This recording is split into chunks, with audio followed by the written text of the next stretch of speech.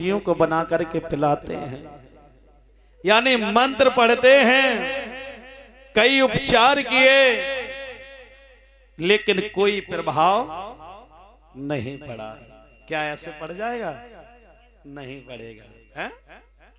तो जब कोई प्रभाव नहीं पड़ा, अब मन में विचार किया कि चलो, कहा भैया तुम यहीं ठहरो, मैं जा रहा हूं और कुछ ना कुछ युक्ति ढूंढ करके लाऊंगा। अब चल दिए, मन में विचार किया, अरे ऐसा करो कि ये जो अब ऐसे कहां जाएंगे, वहीं पर खड़े हो गए और सूर्य भगवान की विनती करने लगे, कहने लगे, तुभ्यं नमो जगत स्नेह। हे सूर्य भगवान, आप सारे संसार को उजाला देने वाले हैं, तुभ्यं नमो जगत्स्याने ब्रूहि में मुक्ति हेतुकम।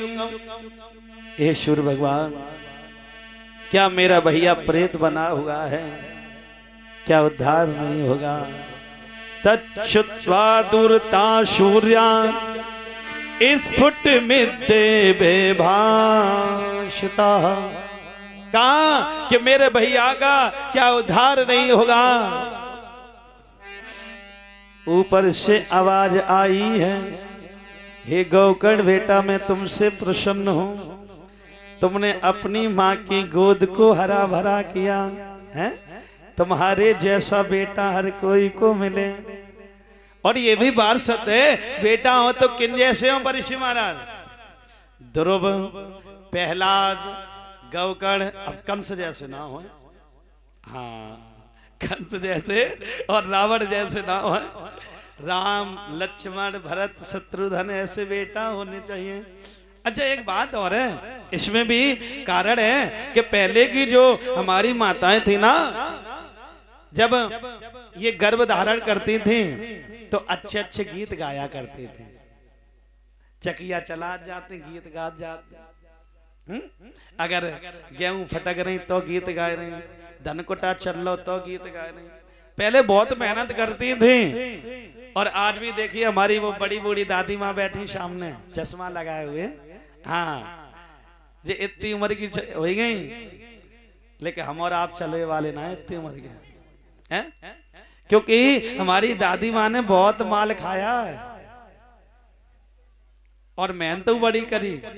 उखरी में धान कूटे, हाथ से चकिया चलाए, क्यों दादी माँ? सही बात है। और बड़ी बूढ़ी जो माताएं होती हैं, उनका आज भी पहनाव देखिए, परीक्षित महाराज देखिएगा कि घर से निकलेंगी को तो सिर पे चुनरी होगी, शरीर पे शॉल ओढ़े होंगी, और किसी की मजाल नहीं कि बाहर का कोई व्यक्ति चेहरा भी देख ले। और आज कल के जमाने की राम जान है, गोविंद भगवान, बुराई ना करे, बुराई ना मानियो। हाँ, हम जो बुराई करेंगे, यार कि हमारी माताएं बहनाएं सभी बढ़िया हैं, बहुत अच्छी हैं। देखो, सब लोग बड़े प्रेम से बने, और ऐसा ही होना चाहिए। यहाँ की बुराई थोड़ी ना कर रहे, हम क्यों करेंगे? हैं, यहाँ पर आकर के इतना प्रेम मिला। अब मालूम है, कल भी यहाँ पर काफी लेट हो गए थे, और फिर ऐदबादपुर से आगे कार्यक्रम था, वहां भी परीक्षित महाराज जी कथा रात्रि में थी, तो रात्रि पहुंचे 11:30 बजे। वहां से फोन पे फोन आ रहे, तो मैंने कहा भैया सब्र करो, आपसे कह दिया था कि कलश यात्रा है, बड़ा कार्यक्रम है, तो समय लगेगा, एक दिन बढ़ा लो। तो उन्होंने कहा ठीक है महाराज जी, आप आराम से आओ। तो 11:30 बजे पहुंचे और 12:30 बजे कथा प्रारंभ हुई। फिर भी भक्त लोग पूरी रात्रि ऐसे ही बैठे रहे, और लेकिन इतने अच्छे भक्त लोग थे कि हम तो जा कह रहे थे कि आज की भागवत यहीं पे हो जाए। सही में वे लोग उठना ही ना दे रहे जबरदस्ती, तो मैंने 8 बजे आरती समाप्त की। हाँ, तो मैंने कहा देखो, आपकी भी कथा हो गई और वहां पर भी देखना है, सब जगह देखना है। समझो पूरी रात्रि जगे, कल पूरे दिन कलश यात्रा में रहे और रात्रि में भी जगे, और सामने फिर आपके सामने बैठे। आप लोगों का आशीर्वाद है, प्रभु का, भोलेनाथ का आशीर्वाद है, जो कि शरीर में कभी भी कोई अभी तक इतना बड़ा हो गया मैं कभी तक रोग नहीं हुआ, ना कोई बीमारी हुई। क्योंकि कहते हैं ना कि भगवान का भजन करो तो बीमारियां तो दूर भागती हैं डर करके, क्योंकि अंदर प्रभु प्रवेश किए हुए धीरे पास आएंगे नहीं। तो वही कहते ना कि जाको राके शाइया मार सके ना कोई, और बाल ना बांका कर सके चाहे जग वैरी होए। अब समझो कल भी जागा, पूरी रात जागा और एक भी घंटे आराम नहीं किया, फिर बैठे हैं गद्दी पर। आप लोगों का आशीर्वाद है, ठाकुर जी का आशीर्वाद है, जो कि गाड़ी चल रही है बढ़िया। आज मेरे भैया ध्यान रखा इधर तो, हाँ कहाँ थे प्रसंग पर? हाँ, हमारी जो बुजुर्ग दादी माँ हैं तो ये पहले खूब माल खाए, घी रबड़ी दूध अच्छे अच्छे माल और खूब किया। और लेकिन आजकल ना मिलत का है कि आजकल होता ही ना है भगवान पे। अगर गैस निबट गई तो रोटी जब बने पहले सिलेंडर भरा दो, चूल्हो हम पे ना जरे है। बोलिए गोविंद भगवान की।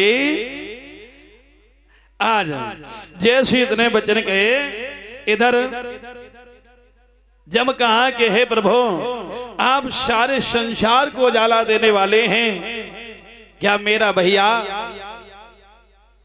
प्रेत बना है उद्धार नहीं होगा? तो बोले हैं सुनिएगा।